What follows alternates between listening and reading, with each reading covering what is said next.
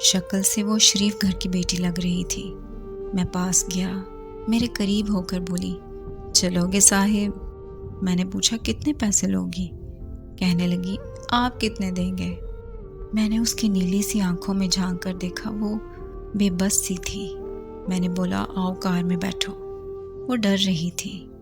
کہنے لگی کتنے آدمی ہو؟ میں نے کہا ڈرو نہیں، میں اکیلا ہی ہوں۔ وہ خاموش بیٹھی رہی، پھر کہنے لگی آپ مجھے سگریٹ سے اذیت تو نہیں دو گے نا؟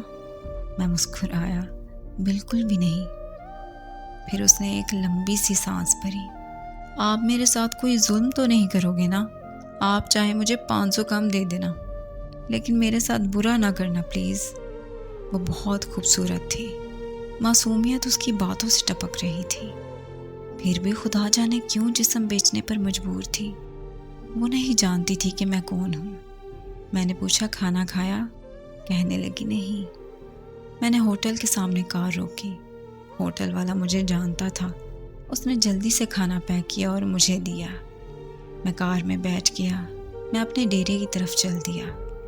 چوکیدار نے دروازہ کھولا، میں نے کار پارک کی۔ رات کے تقریباً 11 بج رہے تھے۔ وہ مسلسل میری طرف دیکھے جا رہی تھی۔ میں نے کھانا پلیٹ میں ڈالا، اسے کہا ہاتھ دھو لو۔ وہ کہنے لگی میں نے نہیں کھانا۔ میں نے پیار سے کہا ڈرو نہیں، کچھ نہیں ہوگا۔ وہ ہاتھ دھو کر آئی، میرے سامنے ایک کرسی پر بیٹھ گئی اور کھانا کھانے لگی۔ جب کھانا کھا لیا تو کچھ کھانا بچ گیا۔ کہنے لگی یہ میں گھر لے کر جا سکتی ہوں؟ میں مسکرایا، بالکل بھی نہیں۔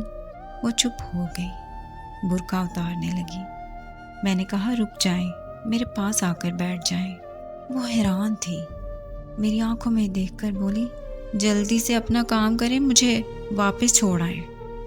میں نے کہا نہیں پوچھوں گا کیوں کرتی ہو ایسا، کیوں بیچتی ہو جسم، بس اتنا کہوں گا کہ چھوڑ سکتی ہو کیا یہ سب؟ وہ میرے چہرے کی طرف دیکھنے لگی۔ آپ پاگل لگ رہے ہیں مجھے۔ میں نے اس کی آنکھوں میں دیکھا، ہاں پاگل ہی ہوں میں، سب پاگل ہی کہتے ہیں مجھے۔ وہ کہنے لگی اگر کچھ کرنا نہیں ہے تو مجھے واپس چھوڑ کر آؤ۔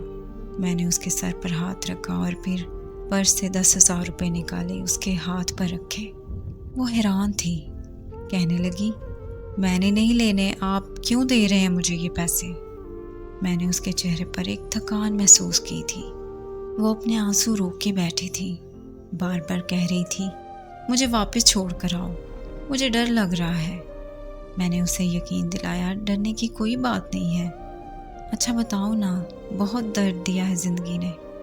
یہ سننا تھا کہ اس کی آنکھیں نم ہو گئیں، جیسے کوئی قیامت گر گئی ہو اس پر۔ میں سمجھ چکا تھا کوئی بہت بڑا درد لیے گھوم رہی ہے۔ دروازہ کھولا، کانپتی ہوئی آواز میں بولی مجھے چھوڑ کر آؤ واپس۔ میں نے اس سے بیٹھنے کا کہا، بتایا میرا نام مصطفیٰ ہے، ڈرو نہیں، خود کو محفوظ سمجھو۔ اسے جب یقین ہو گیا کہ پریشانے والی کوئی بات نہیں ہے تو بتانے لگی شوہر مر گیا ہے، 3 بیٹیاں ہیں، سسرال والوں نے نکال دیا، ماں باپ فوت ہو چکے ہیں، بھائی کوئی ہے نہیں۔ ماموں کے گھر آئی، ماموں کے بیٹے نے میرے ساتھ زیادتی کی۔ میں نے جب مامی کو بتایا تو سب نے مجھے ہی غلط کہا، مجھے دھکے دے کر گھر سے نکال دیا۔ دور کے رشتہ دار نے ایک بڈھے سے میری شادی کروا دی، اس کے بچے بھی تھے، اس کے بچوں نے مجھے بہت ذلیل کیا۔ پھر وہ شوہر بھی فوت ہو گیا۔ بیٹیوں کو لیے در بدر بھٹکنے لگی، نہ چھت تھی، نہ روٹی تھی، بھوک افلاس تھی، سڑک پر کھڑی تھی۔ ایک صاحب آئے، کہنے لگے 1 گھنٹے کے 5,000 دوں گا۔ نہ چاہتے ہوئے بھی ماں کی ممتا، حالات کی ستائی ہوئی، کیا کرتی؟ آخر چل دی۔ اب ہر روز جسم بیچتی ہوں، کرائے کا گھر لیا ہے، بیٹیوں کو اکیلا چھوڑ کر آتی ہوں۔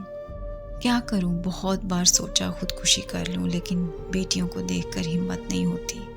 وہ رو رہی تھی، میں زمانے کی بے حسی محسوس کر رہا تھا۔ اس کے سر پر ہاتھ رکھا، اس کو کہا تمہارا بھائی ہے آج سے، تم اپنی بیٹیوں کو لو اور میرے ڈیرا کے اوپر والے روم میں رہو۔ وہ یقین نہیں کر پا رہی تھی۔ کار میں بٹھایا، اسے گھر پہنچایا۔ بیٹیاں سوئی ہوئی تھیں، بہت پیاری تھی، گود میں اٹھایا، دل کو بہت سکون ملا۔ وہ مسلسل روئی جا رہی تھی۔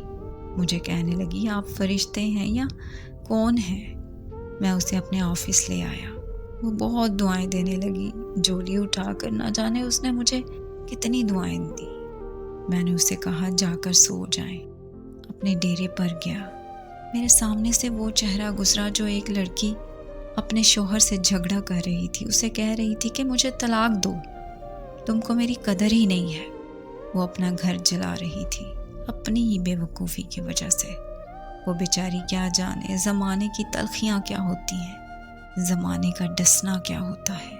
میں بتانا چاہتا تھا جان بوجھ کر اپنا گھر اجاڑنے والی لڑکیوں کا طلاقیں لینا تو بہت آسان ہے، اس کے بعد جینا موت ہے۔